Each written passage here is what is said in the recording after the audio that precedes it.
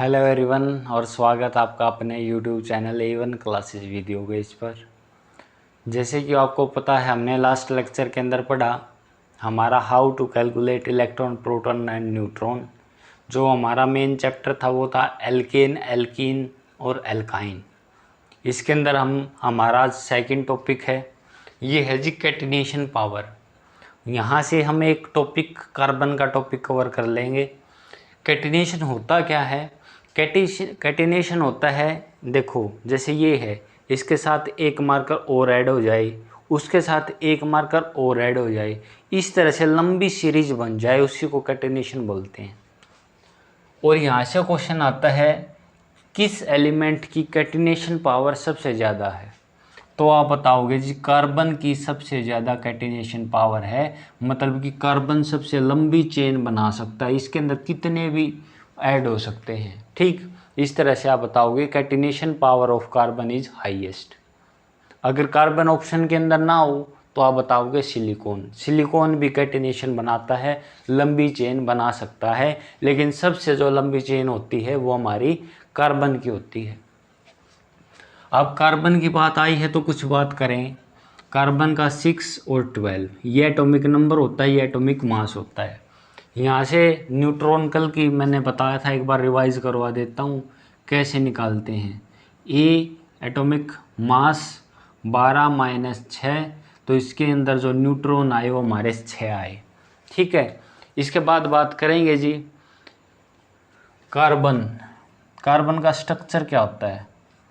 ये स्ट्रक्चर होता है कार्बन का, और इसको स्ट्रक्चर का नाम होता है टेट्राहेड्रल।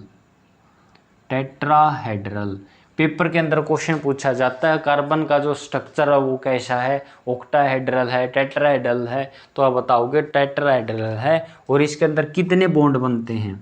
4 बॉन्ड बनते हैं कार्बन के स्ट्रक्चर के अंदर। 4 बॉन्ड बनते हैं कार्बन के स्ट्रक्चर के अंदर। ओके, ये सारी बातें जी कार्बन के बारे में। एक आती है हाइब्रिडाइजेशन, आगे हम पढ़ेंगे इस टॉपिक को। वैसे यहाँ पे बता देता हूँ, यहाँ से सिर्फ डायरेक्ट क्वेश्चन आएगा कार्बन की हाइब्रिडाइजेशन क्या है, तो आप बताओगे sp3। ये किस तरह कैलकुलेट होती है? जैसे 4 बॉन्ड हैं, 4 बॉन्ड हैं तो 3 एक कम आएगी, अगर 3 बॉन्ड होते तो sp2 आती। इस तरह से हाइब्रिडाइजेशन होती है, इसको आप इस तरह से याद रख सकते हो। कार्बन की टेट्राहेड्रल स्ट्रक्चर होता है, 4 बॉन्ड हैं, इसलिए इसकी हाइब्रिडाइजेशन sp3 है। ये चीज़ आप नोट रखोगे, और मैंने कैटिनेशन पावर आपको बता दिया है।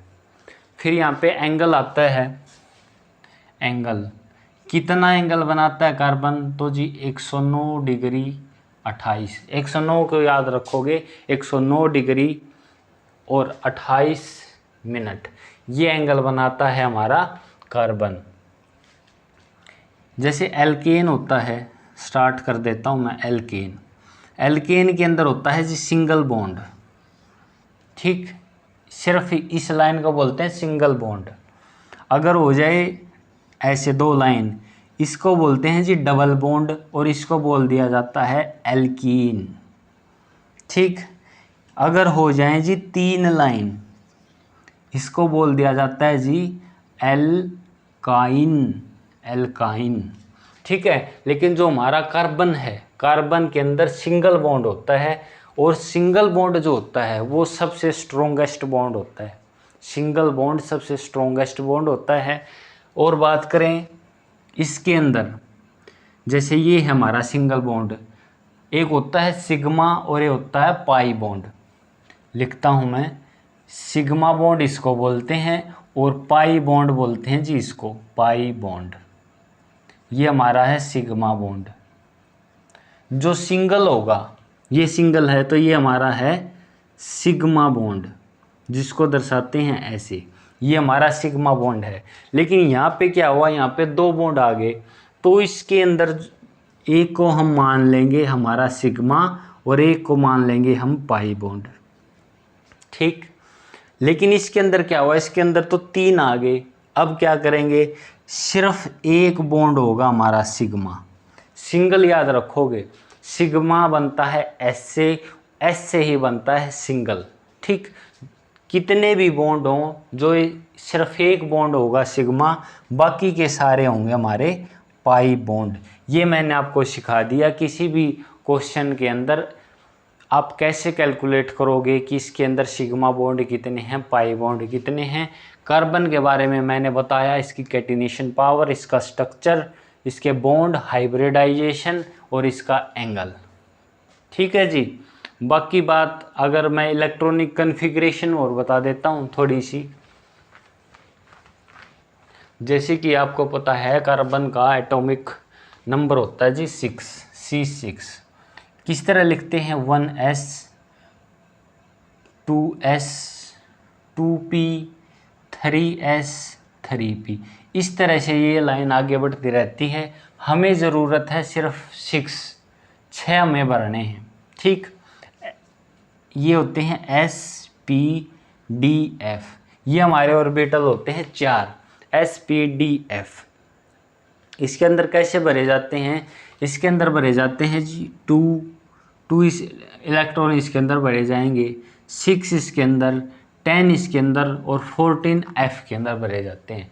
इस तरह से इलेक्ट्रॉन इनके अंदर भरे जाते हैं। अगर मैं कन्फिग्रेशन की बात करूं, सबसे पहले है 1s, 2 इसके अंदर भर दिए, बच गए 4। इसके अंदर जो हमारा 1s2 और 2s है, इसके अंदर जैसे कि पता है आपको s के अंदर 2 ही भरे जाएंगे, 2 इसके अंदर भर दिए, बाकी कितने बच गए, 2 इसमें 4 हम भर चुके हैं और 2 बाकी बच गए, तो 2p2।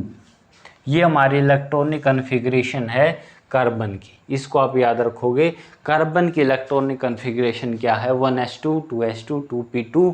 अगर आपसे पूछा जाए कि इसके अंदर वैलेंस इलेक्ट्रॉन कितने हैं, तो आप बताओगे जी 4, क्योंकि ये 2s की सीरीज है, ये कंप्लीट नहीं हुई। ये तो कंप्लीट है लेकिन ये कंप्लीट नहीं हुआ, इसलिए इस पूरे को 2 इलेक्ट्रॉन ये 2 ये, तो 4 इसके अंदर वैलेंस इलेक्ट्रॉन हैं।